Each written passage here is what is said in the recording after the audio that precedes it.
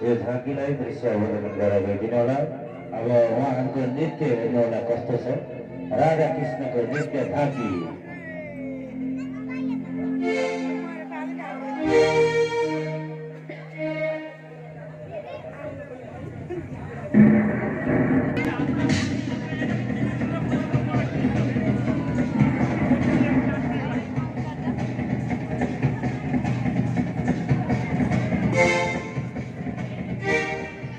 राधा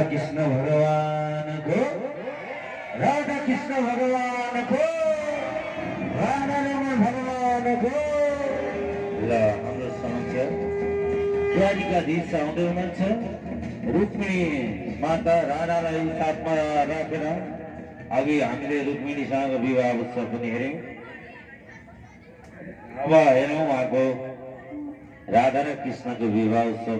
रुक्मिणी र कृष्णको विवाह उत्सव हामीले अघि मनायौँ भने राधा र कृष्णको दिव्य नृत्यलाई हामी हेर्नेछौँ।